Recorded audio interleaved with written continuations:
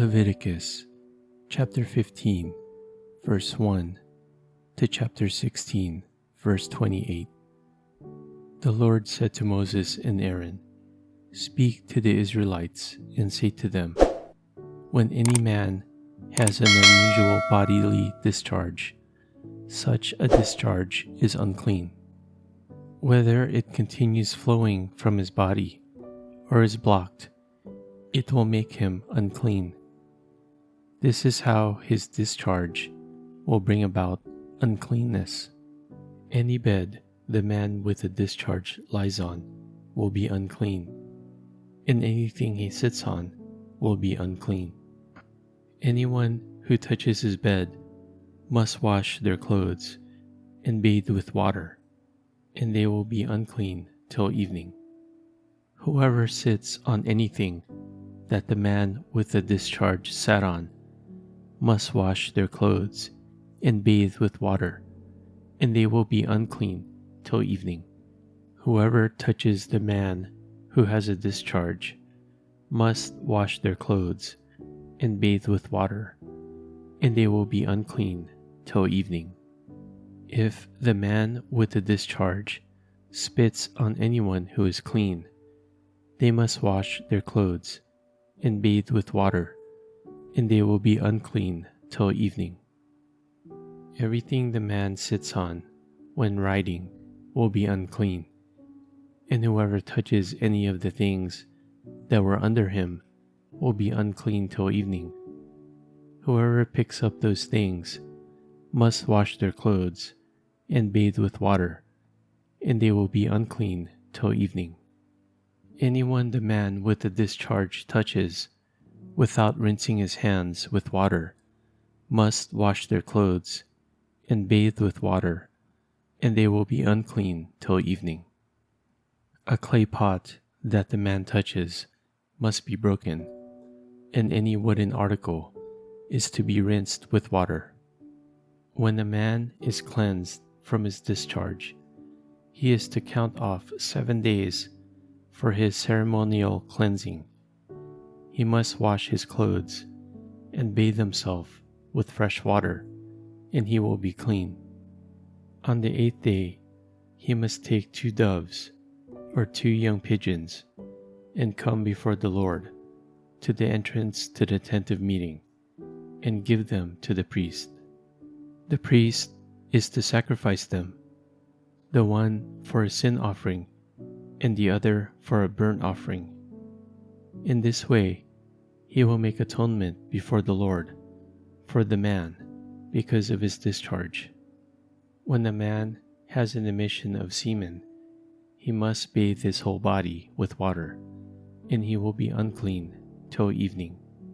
Any clothing or leather that has semen on it must be washed with water, and it will be unclean till evening. When a man has sexual relations with a woman, and there is an emission of semen, both of them must bathe with water, and they will be unclean till evening. When a woman has her regular flow of blood, the impurity of her monthly period will last 7 days, and anyone who touches her will be unclean till evening. Anything she lies on during her period will be unclean, and anything she sits on will be unclean. Anyone who touches her bed will be unclean. They must wash their clothes and bathe with water, and they will be unclean till evening. Anyone who touches anything she sits on will be unclean. They must wash their clothes and bathe with water, and they will be unclean till evening. Whether it is the bed or anything she was sitting on, when anyone touches it, they will be unclean till evening. If a man has sexual relations with her, and her monthly flow touches him, he will be unclean for 7 days. Any bed he lies on will be unclean. When a woman has a discharge of blood for many days at a time, other than her monthly period, or has a discharge that continues beyond her period, she will be unclean as long as she has the discharge, just as in the days of her period. Any bed she lies on while her discharge continues will be unclean, as is her bed during her monthly period, and anything she sits on will be unclean, as during her period. Anyone who touches them will be unclean. They must wash their clothes and bathe with water, and they will be unclean till evening. When she is cleansed from her discharge, she must count off 7 days, and after that she will be ceremonially clean. On the 8th day, she must take 2 doves or 2 young pigeons and bring them to the priest at the entrance to the tent of meeting. The priest is to sacrifice one for a sin offering and the other for a burnt offering. In this way, he will make atonement for her before the Lord for the uncleanness of her discharge. You must keep the Israelites separate from the things that make them unclean, so they will not die in their uncleanness for defiling my dwelling place, which is among them. These are the regulations for a man with a discharge. For anyone made unclean by an emission of semen, for a woman in her monthly period, for a man or a woman with a discharge, and for a man who has sexual relations with a woman who is ceremonially unclean. The Lord spoke to Moses after the death of the 2 sons of Aaron who died when they approached the Lord. The Lord said to Moses, "Tell your brother Aaron that he is not to come whenever he chooses into the most holy place behind the curtain in front of the atonement cover on the ark, or else he will die. For I will appear in the cloud over the atonement cover." This is how Aaron is to enter the most holy place. He must first bring a young bull for a sin offering and a ram for a burnt offering. He is to put on the sacred linen tunic with linen undergarments next to his body. He is to tie the linen sash around him and put on the linen turban. These are sacred garments, so he must bathe himself with water before he puts them on. From the Israelite community, he is to take 2 male goats for a sin offering and a ram for a burnt offering. Aaron is to offer the bull for his own sin offering to make atonement for himself and his household. Then he is to take the 2 goats and present them before the Lord at the entrance to the tent of meeting. He is to cast lots for the 2 goats, 1 lot for the Lord, and the other for the scapegoat. Aaron shall bring the goat, whose lot falls to the Lord, and sacrifice it for a sin offering. But the goat chosen by lot as the scapegoat shall be presented alive before the Lord, to be used for making atonement by sending it into the wilderness as a scapegoat.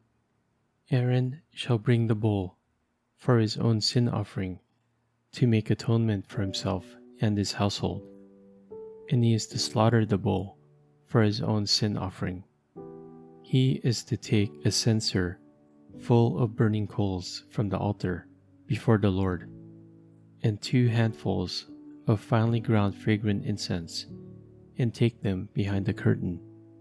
He is to put the incense on the fire before the Lord, and the smoke of the incense will conceal the atonement cover above the tablets of the covenant law, so that he will not die. He is to take some of the bull's blood, and with his finger sprinkle it on the front of the atonement cover. Then he shall sprinkle some of it with his finger 7 times before the atonement cover. He shall then slaughter the goat for the sin offering for the people, and take its blood behind the curtain, and do with it as he did with the bull's blood. he shall sprinkle it on the atonement cover and in front of it. In this way, he will make atonement for the most holy place, because of the uncleanness and rebellion of the Israelites, whatever their sins have been. He is to do the same for the tent of meeting, which is among them in the midst of their uncleanness. No one is to be in the tent of meeting from the time Aaron goes in to make atonement in the most holy place until he comes out, having made atonement for himself, his household, and the whole community of Israel. Then he shall come out to the altar that is before the Lord, and make atonement for it. He shall take some of the bull's blood and some of the goat's blood, and put it on all the horns of the altar. He shall sprinkle some of the blood on it with his finger 7 times to cleanse it, and to consecrate it from the uncleanness of the Israelites. When Aaron has finished making atonement for the most holy place, the tent of meeting and the altar, he shall bring forward the live goat. He is to lay both hands on the head of the live goat, and confess over it all the wickedness and rebellion of the Israelites, all their sins, and put them on the goat's head. He shall send the goat away into the wilderness in the care of someone appointed for the task. The goat will carry on itself all their sins to a remote place, and the man shall release it in the wilderness. Then Aaron is to go into the tent of meeting and take off the linen garments he put on before he entered the most holy place, and he is to leave them there. He shall bathe himself with water in the sanctuary area and put on his regular garments. Then he shall come out and sacrifice the burnt offering for himself and the burnt offering for the people, to make atonement for himself and for the people. He shall also burn the fat of the sin offering on the altar. The man who releases the goat as a scapegoat must wash his clothes and bathe himself with water. Afterward he may come into the camp. The bull and the goat for the sin offerings, whose blood was brought into the most holy place to make atonement, must be taken outside the camp. Their hides, flesh, and intestines are to be burned up. The man who burns them must wash his clothes and bathe himself with water. Afterward, he may come into the camp. Mark chapter 7, verse 1 to 23. That which defiles. The Pharisees and some of the teachers of the law who had come from Jerusalem gathered around Jesus and saw some of his disciples eating food with hands that were defiled, that is, unwashed. The Pharisees and all the Jews do not eat unless they give their hands a ceremonial washing, holding to the tradition of the elders. When they came from the marketplace, they do not eat unless they wash, and they observe many other traditions, such as washing of cups, pitchers, and kettles. So the Pharisees and teachers of the law asked Jesus, "Why don't your disciples live according to the tradition of the elders, instead of eating their food with defiled hands?" He replied, "Isaiah was right when he prophesied about you hypocrites, as it is written, 'These people honor me with their lips, but their hearts are far from me. They worship me in vain. Their teachings are merely human rules.' You have let go of the commands of God and are holding on to human traditions." And he continued, "You have a fine way of setting aside the commands of God in order to observe your own traditions. For Moses said, "Honor your father and mother," and anyone who curses their father or mother is to be put to death. But you say that if anyone declares what might have been used to help their father or mother is korban, that is, devoted to God, then you no longer let them do anything for their father or mother. Thus you nullify the word of God by your tradition that you have handed down, and you do many things like that. Again, Jesus called the crowd to him and said, "Listen to me, everyone, and understand this. Nothing outside a person can defile them by going into them. Rather, it is what comes out of a person that defiles them."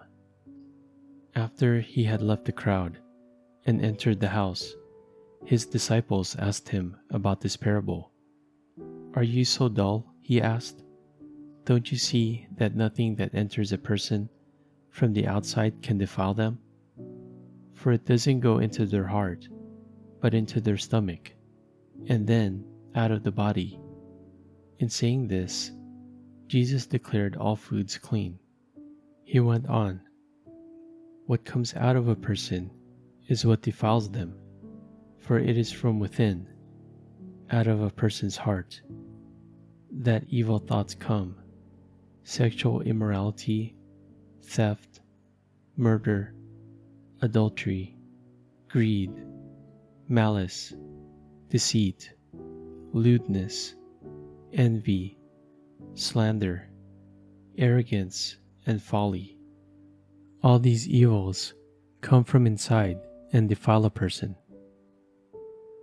Psalm chapter 40, verse 11 to 17. Do not withhold your mercy from me, Lord. May your love and faithfulness always protect me. For troubles without number surround me. My sins have overtaken me, and I cannot see. They are more than the hairs of my head, and my heart fails within me. Be pleased to save me, Lord. Come quickly, Lord, to help me. May all who want to take my life be put to shame and confusion. May all who desire my ruin be turned back in disgrace. May those who say to me, "Aha, aha," be appalled at their own shame. But may all who seek you rejoice and be glad in you. May those who long for your saving help always say, "The Lord is great." But as for me, I am poor and needy. May the Lord think of me.